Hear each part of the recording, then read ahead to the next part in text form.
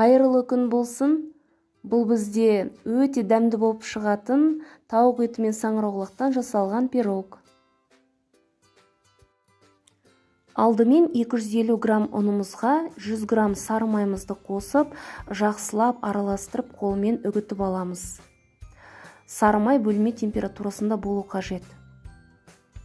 Араласқан кезде міне осындай күйде болу керек.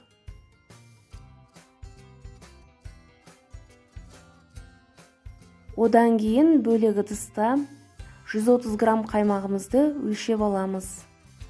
Мендегі қаймақ 20% қаймақ. Одан кейін қасықтың ұшымен ас содасын, жарты шай қасық қопсытқыш және жарты шай қасық тұз саламыз да жақсылап араластырамыз.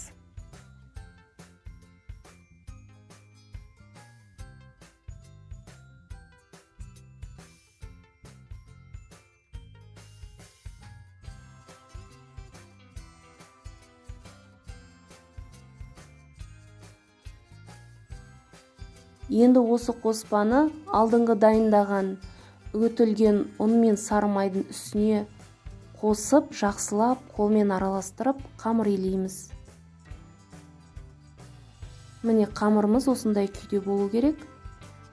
Қамырымызды 15-20 минутқа тоңазытқышқа қоя тұрамыз. Одан кейін салмасын дайындаймыз. 200 грамм тауықтың төс етін осылайша турап, табада қуырамыз. Үстіне кішкене тұз қосамыз, дәміне қарай. Жақсылап араластырамыз. Және осының үстіне бір дана пиязды турап саламыз. Ұсақтап турап, ең үстіне оларды аздап қуырып алғаннан кейін шампиньондарымызды осылайша турап саламыз. Және тағы да қуырамыз 3-4 минуттай. Қуырып біткеннен кейін суытып қоя тұру керек. Келесі кезекте сливочная заливка дайындаймыз. 20% сливкиді 200 граммдай құйып алып, үстіне 2 жұмыртқа жарып саламыз. Одан кейін 150 граммдай ірімшікті үккіштен өткізіп, осылайша қосамыз да блендермен араластырамыз.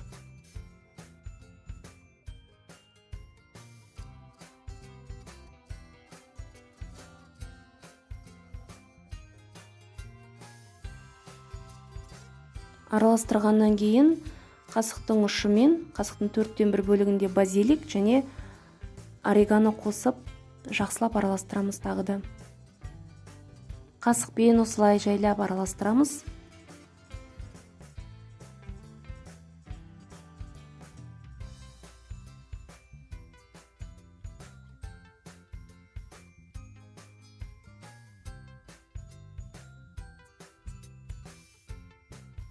Енді тоңазытқыштағы қамырымызды алып, осылайша жаямызда формаға орналастырамыз.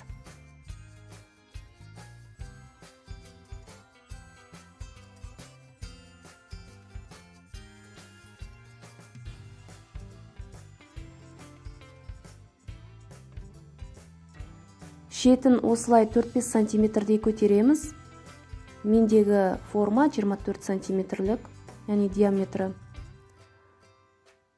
Енді осы қамырымыздың үстіне салмамызды жақсылап орналастырамыз. Бетін тегістейміз.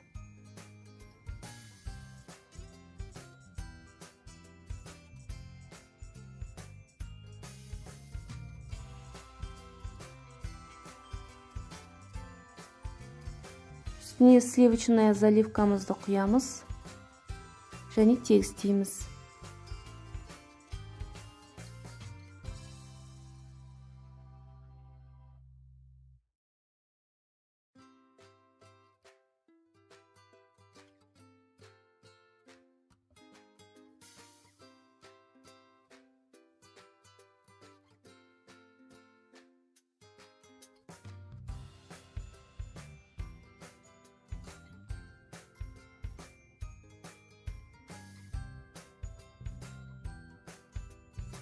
Үстін безендіру үшін бір черри помидорын осылайша турап орналастыруға болады.